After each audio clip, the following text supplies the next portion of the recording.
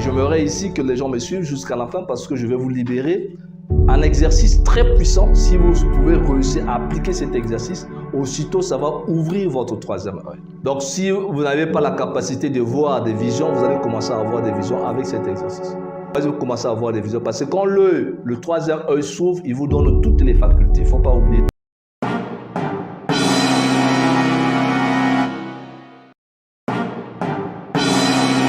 Notre exercice d'aujourd'hui se portera sur le puissant exercice d'activation du troisième œil. Parce que la fois dernière, nous avons déjà parlé du troisième œil et vous savez ce que c'est que signifie ce troisième œil. Tradition spirituelle et mystique, les anciens nous ont légué simplement leur symbolisme. C'est pourquoi on avait vu le symbolisme du troisième œil avec l'œil d'Horus, dont j'avais déjà expliqué. On a pu voir ça avec ce qu'on appelle les cyclopes dans les traditions anciennes. Partout où on parle de l'ésotérisme, il y a toujours un triangle parfois avec un œil à l'intérieur que dans la maçonnerie on appelle le détail lumineux. Donc la présence de l'œil est présente presque dans toutes les pratiques spirituelles et mystiques. Sauf, l'on ne sait jamais évidemment comment réussir à ouvrir son troisième œil. C'est la plus grande interrogation parce que depuis longtemps les gens cherchent à éveiller leur troisième œil, cherchent à ouvrir le troisième œil parce que quelque part ils ont le pressentiment que cet œil est magique, je l'avais déjà dit, et que cet œil magique, une fois ouvert, nous permet évidemment de pouvoir matérialiser ou manifester les choses à l'instant, à l'immédiat. Cet œil également permet de communiquer à de longues distances lorsqu'on parle de la télépathie. En fait, ça passe par le troisième œil, contrairement à ce que les gens pensent. Et c'est pourquoi ça demande beaucoup d'expérience initiatique. Donc cet œil sacré, cet œil mystique, c'est un œil qui se trouve déjà au-dedans de chacun de nous. Les religieux penseraient peut-être que cet œil-là, c'est diabolique. Souvent, quand on dit le troisième œil, on dit c'est satanique, c'est diabolique. Parce que tout ce qu'ils savent, c'est appeler Satan partout. En réalité, c'est naturel. Ça n'a rien d'abord de tout ce qu'on pense. Nous naissons tous avec cet œil magique. Nous l'avons avec nous. J'avais déjà expliqué ça dans la vidéo précédente. Et donc, cet œil, c'est ce que dans la tradition de l'Inde, on appelle l'Ajna Chakra. Donc l'Ajna Chakra, c'est cet œil qui se situe donc entre nos sourcils. Visiblement, ça ne se fait pas voir, c'est quelque chose qui se trouve à l'intérieur. Dans les traditions ésotériques et spirituelles, l'on pourrait évidemment, en Occident, on appelle ça parfois la glande pinéale. Donc, c'est le vestige du troisième œil. Il se situe là, juste là au centre, donc entre les deux sourcils. Et je disais déjà que cet œil, déjà en lui-même, est magique. C'est pourquoi la magie, ce n'est pas quelque chose qu'il faut aller rechercher à l'extérieur de vous, parce qu'il n'y a pas de magie à l'extérieur de vous. Il n'y a aucune magie à l'extérieur de soi. La magie est déjà en nous parce que la magie est au-dedans de nous. Parce que nous naissons déjà avec des facultés magiques. Magique, pourquoi? Parce que nous ne sommes pas simplement des corps de matière dense, mais aussi nous sommes dotés d'une entité intérieure qu'on appelle l'esprit. Et cet esprit a des facultés illimitées. Voilà pourquoi on dit que l'esprit est infini. Dans ce sens que le corps de matière que nous avons est fini. Et le corps de matière a 5 sens. Ce sont ces 5 sens qui nous permettent, j'avais dit ça, de prendre connaissance du monde visible, qu'on appelle le monde extérieur, et ce n'est que normal. Et donc, il ne faut pas attendre à ce que nos sens physiques soient puissants. C'est impossible.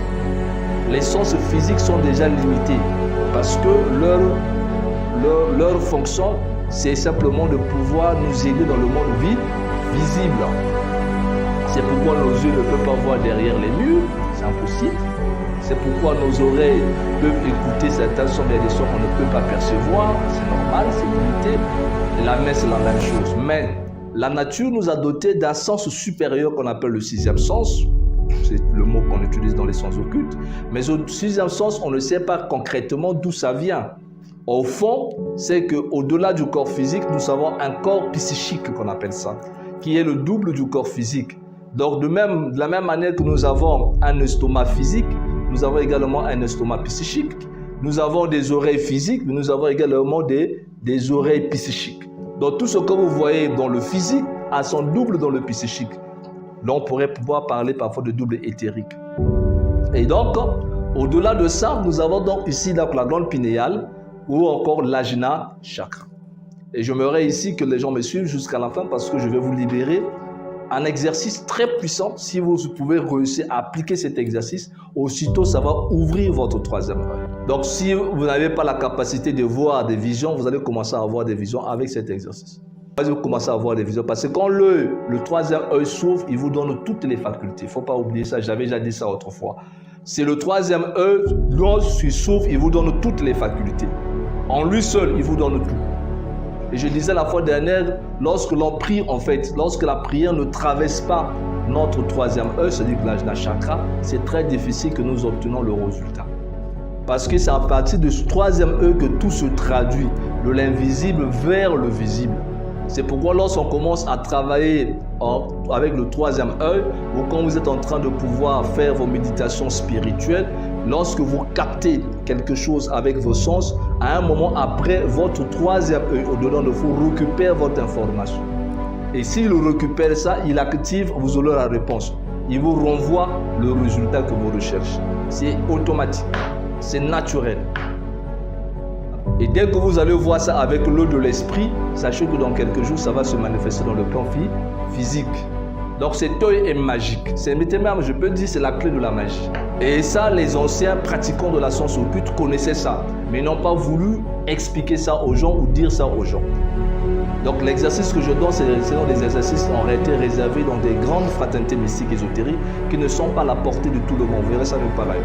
En fait, ceux qui ont présenté la magie, il y a eu beaucoup de livres en magie, en sens occulte, en mysticisme, mais en réalité, ils n'ont pas dit la vérité. Soit parce qu'ils n'ont pas voulu le dire, soit parce qu'eux-mêmes également, ils ignoraient la vraie base de la pratique mystique.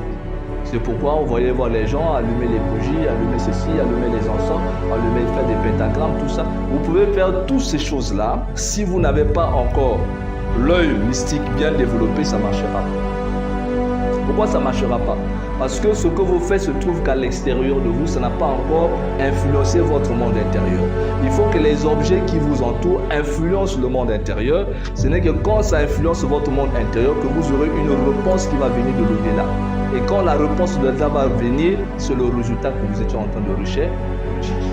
Il y a une démarche magique en fait, mais la magie c'est plutôt le résultat que vous obtenez de l'esprit. C'est ça qui est magique. C'est que vous ne pouvez pas expliquer ça avec votre raisonnement humain. Et sachez que cet œil sacré qui est directement lié avec notre esprit et le monde de l'invisible ne peut pas manquer quelque chose. C'est-à-dire, quel que soit le souci que vous avez, dès que ça accède à sa dimension, lui il est là, c'est sa fonction. Sa fonction à lui, c'est de résoudre les problèmes qui sont difficiles au sens. Et c'est merveilleux. C'est pourquoi nous sommes des créatures merveilleuses. Et donc, on peut comprendre pourquoi Moïse, dans la Genèse, disait que tu mangeras à la sueur de ton front. Et les gens qui sont matérialistes n'ont seulement vu que le côté physique. Ah, on a dit que pour manger, il faut souffrir, il faut se battre. Mais oui, c'est vrai. Le plan physique, c'est vrai, il faut lutter. Mais c'est parce que aussi, l'auteur savait qu'au niveau de notre front se cachait un pouvoir. C'est quand tu actives ça, c'est ça la sueur, tu vas activer ça avec beaucoup d'années, le jour où ça va s'ouvrir, tout ce que tu auras besoin, tu l'obtiendras à l'immédiat, instantanément. Voilà pourquoi Ésaïe, pour ceux qui lisent la Bible, disait quand nous serons au paradis, avant même que nous ne puissions formuler nos prières seront déjà exaucées. Mais en fait, il faisait recours au troisième œil. Il faisait recours au troisième œil. Il projetait un moment où l'humanité, où les humains vont tellement évoluer dans leur spiritualité qu'ils maintenant, tous les problèmes que nous trouvons difficiles à résoudre avec nos sens pourront être résolus à l'immédiat avant même que nous puissions avoir même l'intention sur ça. Parce que nous avons au-dedans de chacun de nous ce monde intérieur. C'est pourquoi on dit que l'homme est un microcosme, c'est-à-dire un petit univers, en rapport avec le macrocosme qui est le grand univers. Donc nous sommes porteurs donc, de cette magie au-dedans de nous. Donc la magie, elle est à l'intérieur de nous. Maintenant, ce qu'il faut faire, c'est comment libérer cette magie, comment extérioriser la magie. Et donc avec cet exercice que je vais donner tout à l'heure, ça va permettre à tout un chacun de commencer à se reconnecter avec le monde intérieur qui est en soi. Et vous allez commencer finalement à recevoir ce qu'on appelle comme des flashs, on appelle ça des impressions psychiques. C'est par là que vous comprenez que vous êtes en contact avec l'au-delà. Vous allez commencer à recevoir des flashs d'informations qui vous viennent comme ça là. comme des éclairs d'intuition, on appelle ça. Donc tout ça, c'est des signes qui montrent que votre œil est en train de s'ouvrir. Et plus vous allez continuer à travailler, plus ça va devenir de plus en plus clair. Jusqu'au moment où si vous travaillez dur et beaucoup, votre moi psychique, c'est-à-dire le corps psychique, va commencer à prendre le dessus sur votre corps physique. Votre volonté ne va plus obéir directement à votre corps physique, mais votre volonté va directement obéir à votre corps psychique. Là, vous devenez un super pratiquant de la magie. C'est le niveau qu'ont atteint les Jésus, les Bouddhas et tout le monde. C'est-à-dire que leur volonté n'obéissait pas d'abord. Le corps physique était en retard. C'est que quand il dit, bon, je dois prendre ce téléphone, c'est d'abord le corps psychique qui va toucher le téléphone.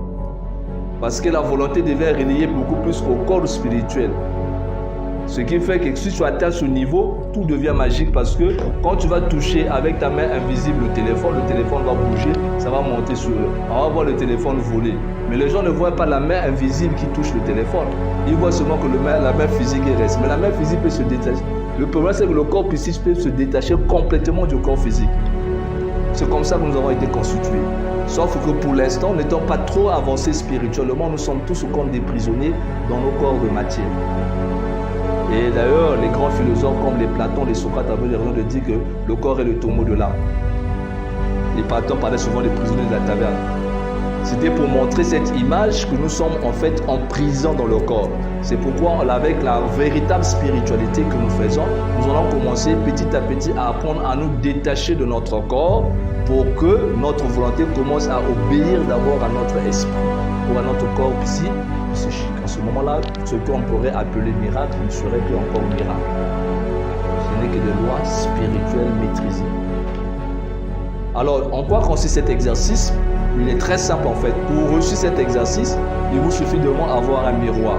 C'est pourquoi on vous disait dans vos oratoires qu'il vous faut avoir un miroir. Vous avez besoin du miroir et avec le miroir, comment est-ce que vous allez travailler?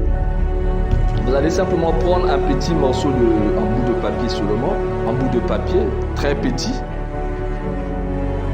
comme celui-ci. Vous imbibez ça. Et si le miroir se trouve sur votre sanctuaire, faites en sorte que lorsque vous allez appuyer, vous allez mettre votre bout de papier, que quand vous allez vous fixer dans le miroir, que ça se situe au niveau de votre front. Il est là. Ça veut dire que si le miroir est dans mon sanctuaire devant moi, quand je place le miroir, mon agenda est directement lié à ça. Donc je dois me situer entre le point qui est là. Vous comprenez? Donc mes yeux doivent aller directement être au même niveau horizontal qu'avec ce point. En ce moment-là maintenant, vous allez commencer à vous concentrer simplement sur ce point qui est là. Donc vous regardez dans le miroir votre image et quand vous regardez dans le miroir, faites en sorte que cet élément que vous voyez se situe là. Donc vos deux yeux sont à côté et cet objet se trouve entre vos deux yeux, entre vos deux sourcils. Et vous vous concentrez sur ça fixement. Vous fixez ça fixement et forcez-vous de fixer jusqu'à ce que ce point qui est au centre puisse disparaître. Oui, le point blanc doit disparaître. C'est que quand vous êtes en train de vous regarder, le point blanc, vous n'allez plus encore le voir. Il va disparaître.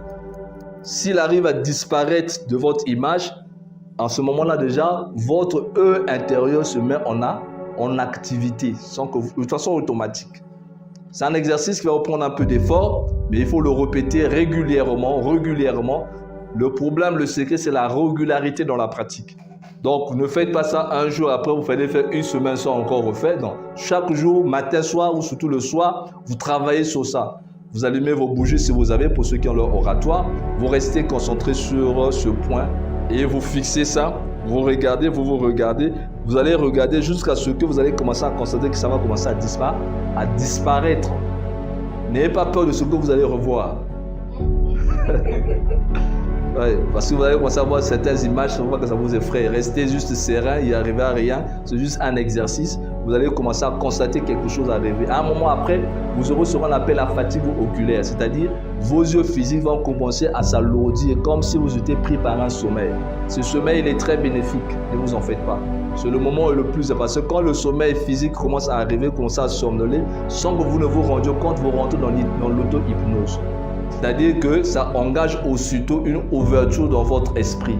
Et cette ouverture fait en sorte que le passage de l'invisible commence à s'ouvrir. Et vous verrez que si vous avez l'habitude de le faire, vous vous interrogez sur quelque chose que vous voulez savoir, une information, vous vous concentrez sur cet exercice. Un moment après, vous allez rentrer comme dans un sommeil.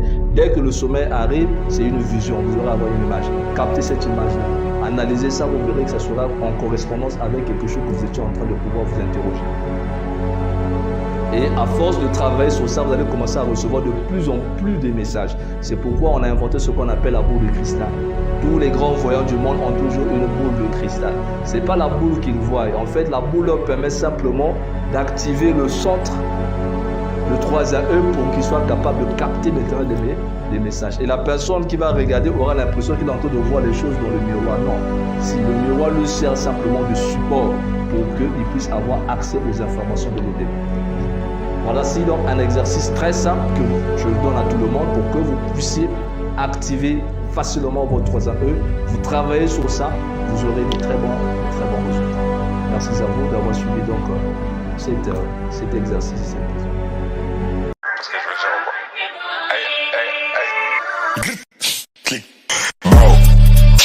Ça tue, ça blesse, ça flingue.